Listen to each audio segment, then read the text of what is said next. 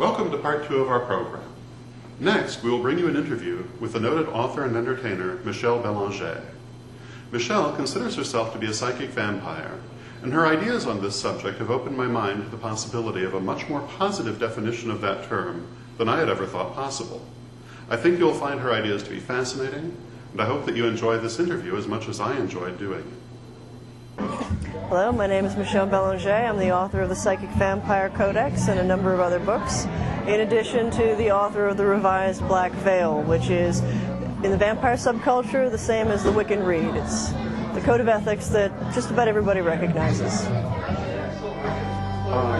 You were telling me earlier that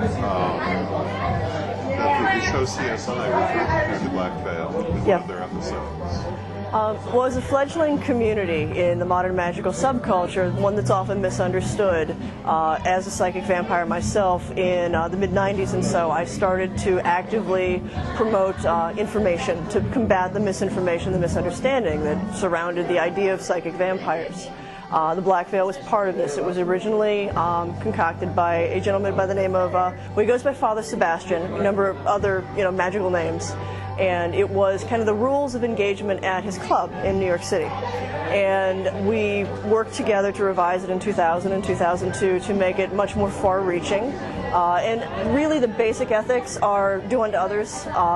Don't misuse the abilities that you've been given. As psychic vampires feed off of the life force of others, respect that, respect one another. And CSI did an episode, it's called colloquially enough, Suckers. And like CSI is wont to do, they focused on the vampire subculture. They did one on furries, they've done one on BDSM, and of course CSI is a murder mystery, and someone had died of what appeared like a terrible vampire attack.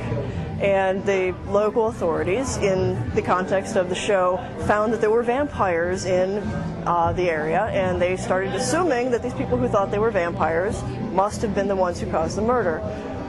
Throughout the episode, the Black Veil is referenced as the reason why they wouldn't have done something so heinous. It turns out to have been, of course, a psychopathic killer who was delusional and actually believed he was an immortal, undead vampire and had nothing to do with the community, which actually echoes real life. There are occasionally instances that occur. Every community's got somebody who takes things too far. It's just humanity. People who, especially when it comes to belief, people who are delusional are often attracted to powerful archetypes, powerful myths. You will have people who hear God telling them to kill their children. God, the devil, vampires, whatever it is, it's some great other that echoes throughout the collective unconscious. But we tend to get a lot of bad press when it's somebody who thinks that they're a vampire. It's kind of a hot topic right now. And we can thank Buffy and Blade and Dark Shadows back in the 60s for it. In the modern magical subculture, some people at least understand that there are psychic vampires. They don't change into bats. They don't necessarily sleep in coffins, although sometimes they do just for kicks. But the idea of psychic vampirism goes back at least to the 19th century. The Hermetic Order of the Golden Dawn explained how to protect yourself against psychic vampires who didn't know what they were doing and would therefore take without permission. You hear about it in The Unfortunate, Psychic Self-Defense book, in later books like Konstantinos' Vampires, The Occult Truth. Generally, most of the literature has all been geared towards self-defense, the idea that there are a lot of people who don't know that they're doing this, and they are kind of universal pains in the neck when they can't make a conscious choice. If you don't know what you're doing, you can't choose to do it or not to do it, and you can't choose ideal circumstances in which to do it. What I promote is becoming aware of yourself. I mean, it's the old adage, know thyself. Know what you're capable of, understand how you can harness that, because I think just about any bad thing, anything that could be seen as a handicap, can sometimes be harnessed for something more positive. People who are psychic vampires are usually very, very aware of energy. Most often they have like some sort of chronic health issue, and I've begun to really think that a lot of psychic vampires are people who had an innate awareness of energy and had this innate need to fix themselves, and they became just instinctually learned to proactively heal. Because Vampirism works like Reiki in reverse. A lot of it is touch-oriented, but you are taking energy from someone else into yourself to combat illness, to make yourself well. If you don't do it, you will suffer the consequences. For myself, it very negatively impacts my heart. I had had 2 corrective surgeries before the age of 5 for it. I shouldn't be as hale and hearty as I am, getting up on stage and bouncing around with a bunch of metalheads, but because I manage the energy, the other side of my physical body, and find the balance between those two and do it in a healthy, positive way, I exceed all expectations for my survival rate. And I talk a lot.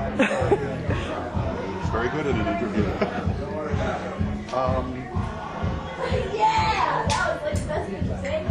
Beyond this, is there anything you would tell people about the vampire community that most people would not know? It is very intimidating to confront the vampire community because standing on the outside, well, first of all, it's really complicated. There are some people who are psychic vampires who are part of the community, but the community is more diverse than that. At this point, what I am defining as the vampire community is the collection of individuals who identify strongly for one reason or another with the vampire archetype. That includes psychic vampires like myself, but it also includes people who are called lifestylers, and those are people who, in some cases, kind of adopt the vampire as a magical identity.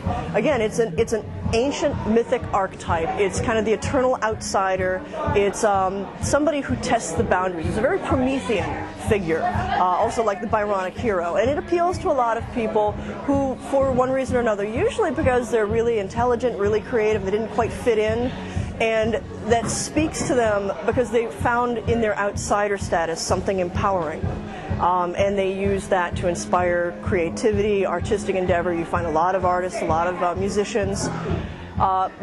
And you also have some people who are blood drinkers. They are called sanguinarians, sanguine vampires. Some of them maintain a belief that there is an actual physical thing in the blood, like a hormone or something that they need, and they hold out hope that they can get the attention of medical science to actually engage in testing to find out what it is, to see if there is an alternative from taking, basically from self-medicating themselves in small portions of other people's blood. They only do it very strictly from willing people, and there's a whole protocol for testing to make sure that there is not a spread of unwanted diseases. Other sanguine vampires take the blood just as a token for the energy. Everybody, although it is terribly taboo these days, blood is a potent magical substance, and for them it represents the energy that they're taking. My friend Don Henry, who some people know from Mad House, has a really neat way of explaining why he sometimes drinks blood. He'll take a little piece of paper and he writes energy on the paper, and he hands you the piece of paper and he says, read it, and you read energy off of it, and he's like, the paper is the blood, and it is just the conveyor for the energy. And that's the most succinct and eloquent way I've seen anybody describe how that works for sanguine vampires, because it's something that a lot of people go, oh my god, they drink blood? What do they do? And they get images, of course, based on the archetype of the vampire, of somebody like creeping up behind someone and like sinking fangs into their neck, and it's never like that. Actually, a lot of the romanticism is really shattered for people because it's fairly clinical for the people who drink blood. They'll use like diabetic lancets. Many of them will become trained in phlebotomy so that they can do it safely. And we're not talking large portions of blood at all. They're a small portion of the community, and it's hard to measure their numbers because since it is so taboo, they're not often even forthcoming about it within the vampire community, which says something. So you've got psychic vampires, lifestylers, blood drinkers, and then you've got people who just kind of like vampires who hang out in the community and don't identify as vampires themselves, but like the image and sort of like the mystique. And some people in the vampire community, you're not a real vampire, you shouldn't be hanging out with us. But I think anybody who is open and tolerant to a different way should be accepted. I see in my community echoes of what was going on with neo-paganism in like the 40s and 50s, where you had some people who believed that being a witch was something you were born with. It was like this innate capacity for magic. But as the belief became more widespread, as people became to understand that there were people who were witches, there were people who were like, maybe they weren't from a family tradition, but they identified with this. They felt that they needed to awaken the magic in their life. And I see the exact same thing going on, where we have some people, like myself, okay, I'm a psychic vampire, I can't avoid it, whether I want to or not. And then I see more and more lifestylers approaching it as a spiritual tradition, as an archetype that they can really kind of focus and harness their personal power through. And as a result, you're starting to see a lot more vampire houses, because we had to be different from the pagans. We have houses, not covens.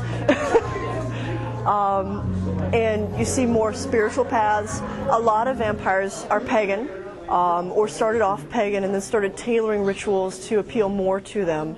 And I would say, if I had to make sweeping generalizations for the spirituality that you'll encounter in the subculture, there's more of an affinity with night. There's more of an affinity with darkness and death, not in a negative light. Death as rebirth. Death as something that you can conquer and achieve immortality to. There's a lot of belief in reincarnation.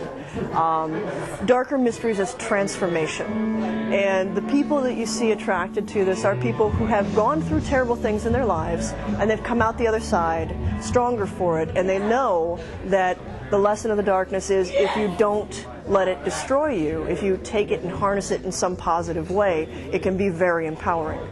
And that is the lesson that we kind of have to teach to everybody else. And once we get over the archetype of kids running around in fangs and a cape, then maybe we can have a productive dialogue.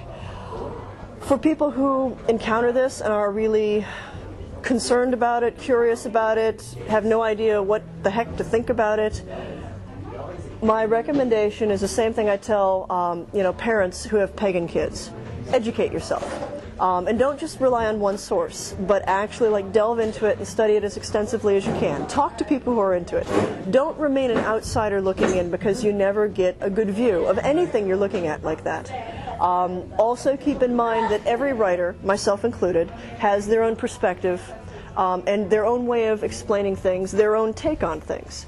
So you can't get just one person's writing and really get a full picture. So you have to see everything that's going on. I wrote my own book, The Psychic Vampire Codex, which started to introduce this whole community and these ideas to people. But it's, again, my perspective. So one of the things that I've been working with, and Llewellyn was kind enough to pick up this idea, it'll be coming out in the fall, and it's an anthology series of other people in the community and their ideas, their traditions, what they do. And I was amazed, but they were acceptable enough. They have blood drinkers. They allowed me to have people who are sanguine vampires tell their stories as well, which is something that we've never been able to get that in print through any kind of formal publisher, because they're so worried about the legalities and kids going to run around doing things that they shouldn't be doing. But these are well-respected people within the community, people who've been around since the inception of it as a community. Names that to outsiders won't mean anything, but Sanguinarius, Sphinx Cat, Larry of Darkness Embrace, who's not a blood drinker but who's very involved in things. And all of these people have kindly come together and kind of come out of the shadows and are telling people, this is who we are, don't be afraid, we don't bite, well, unless you ask nicely. Yeah, I know, I always hate saying that, because I want to say, it's okay, I don't bite, but, well, sometimes, but that's complicated. I will say the strangest book signing ever happened. People have weird impressions about what a vampire is and what they're going to do. So when the book came out, I did a book signing at a store in Chicago, and I had about 15, 20 people there, and everybody bought the book, and they listened to me talk for 30 minutes. And they seemed very into everything. And then when I was done, I said, okay, I'll sign the book now. And they all very quietly thanked me, kept about 10 feet between me and them, and all filed out of the bookstore with the books that they'd bought without me signing them. And I'm like, well, that's very strange. I try to be approachable. But very important. Can we talk about where people can get your books and your music? My books, my music, any of that stuff, all of my stuff, Borders, Barnes & Noble, you can find any of my stuff on Amazon.com. My site, which is my first and last name, I'll be honest, I got lazy when it comes to like actually mailing stuff out because I travel so much. As much as I would like to be able to sign people's books and mail it to them, I was getting people their books 3-4 weeks late, so it just links you to Amazon. And Amazon, I gotta say, you can save $5-6 per book, and I don't have a problem with people saving money on the books. I know a lot of the people who need to read these things are on a budget. One of the other things that I did, because the information is so important to me, is there's an earlier version of the Codex. Weiser was kind enough to allow me to make this copyright free. I donated it to Sacred Texts online, and it is online and free, and if you can't buy the book for whatever reason, the basic information is there. And I also host a site, Keperu.org, KHEPERU.org, and that has tons and tons of articles on everything from ghosts and spirits to, of course, vampires and energy work. And I really do believe information should be free. The band that we saw, EarnCentral.com. You can get their CDs at CDBaby.com. They do have national distribution. Rotting Corpse Records. I do a side project with Nox Arcana, which is lighter. I have this operatic vocal, and I get it into my head to like sit down and like just do fun projects. So Nox Arcana, I did a CD called Blood of Angels with them, and NoxArcana.com. Honestly, if you're really curious, if you Google Michelle and vampire, I'll come up for like the first 15 pages. It's kind of embarrassing. Thank you very much. Thank you very much. Good questions. I've had a great time out here too. So I look forward to popping over and saying hi to people. I travel so much, though, it's getting pretty exhausting.